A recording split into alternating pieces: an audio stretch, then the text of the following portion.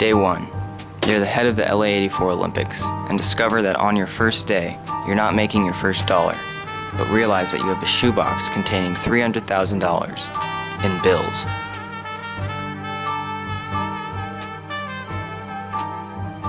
This was the exact circumstance which the head organizer, Peter Ueberroth, had on his hands along with the Soviet boycotts, other foreign affairs, and the lack of interest in the Summer Olympics, even from its host city.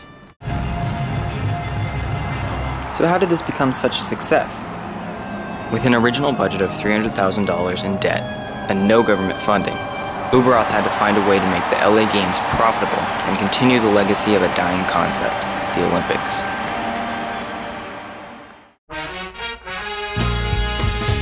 To understand the pressure put on by the IOC to get a successful Olympics, we have to take a look back a decade before '84, when the world was changing dramatically inside America and worldwide. War and peace collided in a foreign political feud known as Vietnam. The US did pull out their troops, if not for the great politically foreign savvy President Nixon, but soon his own hand in Watergate scandal will lead to his demise. I have always tried to do what was best for the nation.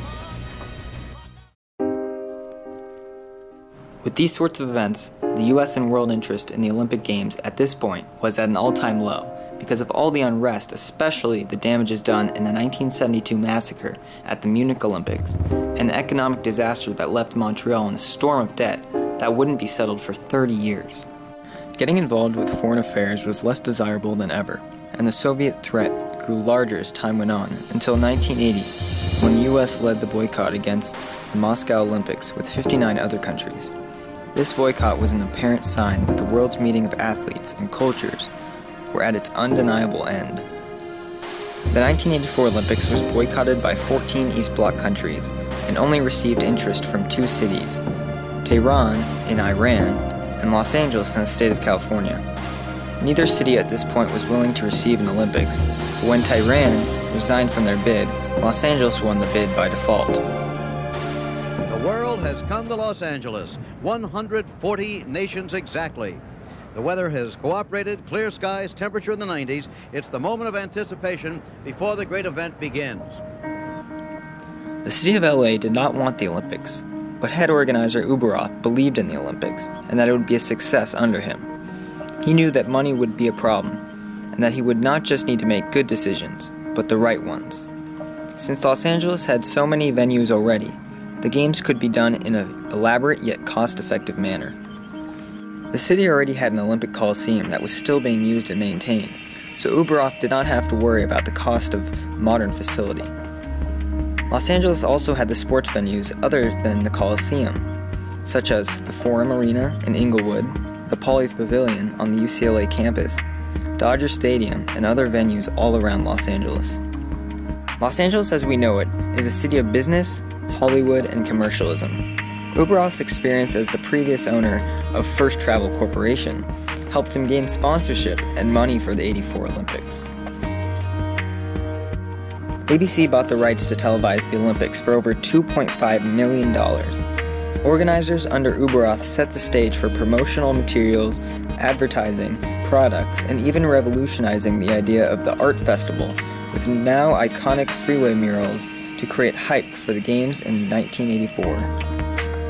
The money generated from all these decisions was enormous, and the American spirit of the Games was ready to shine alongside the world. LA was ready to face the world proudly with a successful setup, and not a dime of it was government money. The 23rd Olympiad of LA was a complete success and rekindled the legacy of the torch with an all-new American spirit shared over the world. An abundance of nations participate despite the Soviet boycott. We saw the first ever Olympics to be opened by an in-office president of the United States. New exciting stars in motion like Mary Lou Retton win all gold. And we even saw the reinduction of amazing Chinese athletes not seen since 1952 games. The 1984 Olympics are considered the most financially successful modern Olympics, and it's apparent to see why. What people saw from the outside looking in inspired several due to the blood, sweat, and tears of hard work by both athletes and coordinators to make the Olympics happen, under the pressure of social horrors and economic depression of the past decade. The Games were a success because people like Ueberroth cared more about the legacy of a great symbolic tradition that they knew could still be appreciated worldwide. After the 23rd Olympiad, countries weren't afraid of hosting an Olympics because of Los Angeles' smart and efficient handling of the event. LA84 was made to span generations to come, and it did because of people's efforts and interest in athletes who inspire the dream to overcome obstacles that are standards set high, but always within reach.